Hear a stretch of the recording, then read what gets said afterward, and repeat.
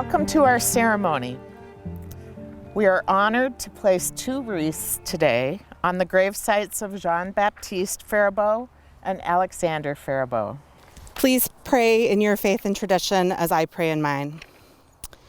O God, we invoke your blessings upon our assembly today as we gather to honor and pay loving tribute to Jean-Baptiste and Alexander Faribault.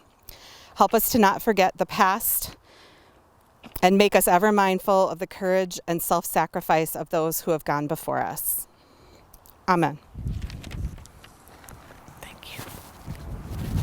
For this solemn ceremony, I'd like to thank Valerie Stachour for serving as our state chaplain pro tem.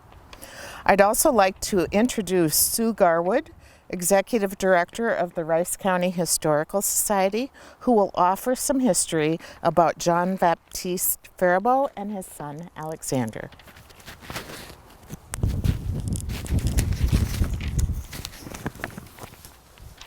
Danielle, of course, earlier gave a wonderful history of Jean-Baptiste, but I'll highlight a couple of things that really I think are neat to share.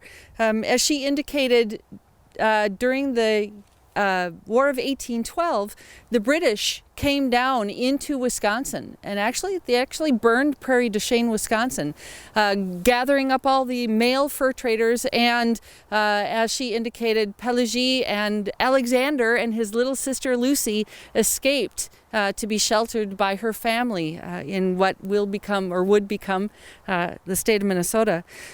What's key there is that Jean-Baptiste chose not to be pressed into service. That was a common thing that the British soldiers did, was when they captured their prisoners, they gave them choices: continue to be a prisoner or serve the British, and he refused. That refusal meant his time period was harder served, but it's also one of the reasons that upon his release, he was made an American citizen as a result of that, and why he was one of the ones who was asked to join the soldiers to Fort Snelling. And I think that's important to remember, is that he, even as a Canadian, was already a patriot in his own way. Alexander Faribault, his firstborn, followed in his father's footsteps, and not only as a fur trader, and as a leader in his community, but also as a patriot in his own way. He was one of the men who stepped up during the U.S.-Dakota War, which is a time of tension in lots of ways. He was, however, he was in charge of the burial party during several of the battles. He was one of the ones who was retrieving American citizens who had been killed on the battle. There's a wonderful quote in a book, Through Dakota Eyes, on that horrible war, where Alexander is really identified as somebody who, although fighting for the U.S., never betrayed his Native American friends and family during that time. It had to have been a tough road for him to walk, to try and be on both sides, but he stayed true as true could be in the midst of that tension. As you look around, obviously Jean-Baptiste and Alexander and the Faribaults are easily identified, but also right in front are the Fredette family. You'll also see some Olsons. Once again, Daniel mentioned that when the railroad came through Mendota, the family burial ground that had been there, or the community burial ground that had been there, got displaced.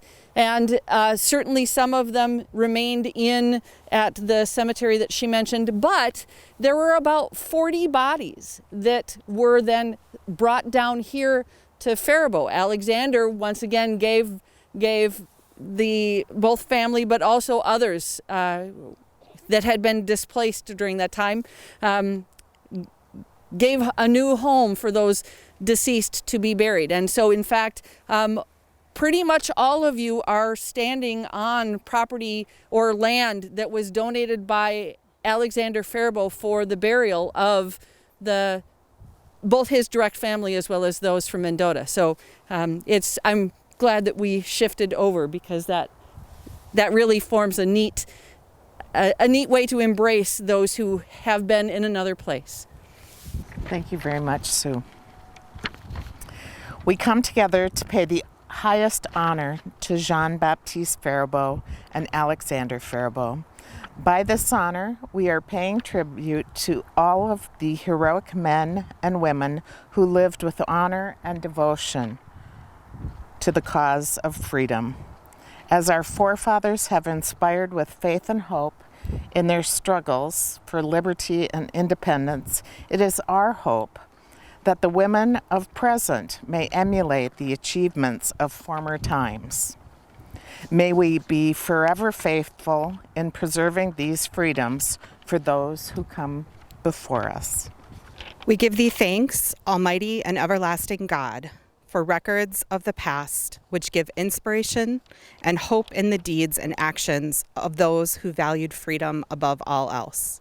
Amen. Nothing is really ended until it is forgotten.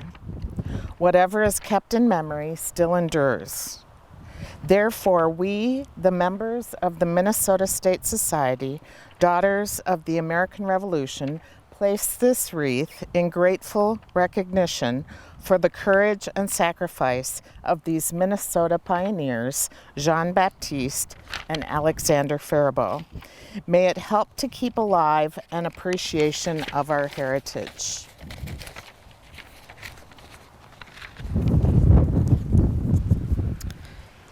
O God, we thank you for the opportunity to honor Jean-Baptiste and Alexander Faribault through this wreath-laying ceremony. Help us to recognize that fidelity and integrity must guard always the heritage handed down by those who had everything to lose. May we be thankful for the blessings you have bestowed upon us. Amen.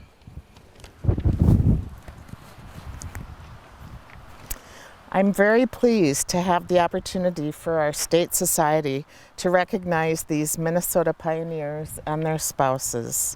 I'd like to again thank Valerie Stachour, State Chaplain Pro Tem, our guest Sue Garwood, and the host chapter Josiah Edson, led by Lori Clausen, Chapter Regent, and our fall meeting Board of Management Chair Sharon Jensen.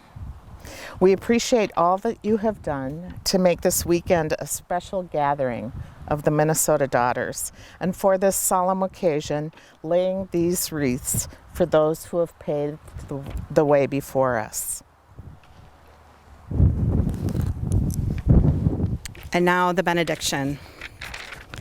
We thank you, gracious Lord, for the many blessings granted upon us by your grace. Give each of us the guidance and inspiration to lift up the banner that reaches for freedom.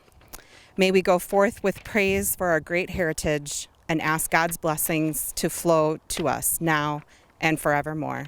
Amen.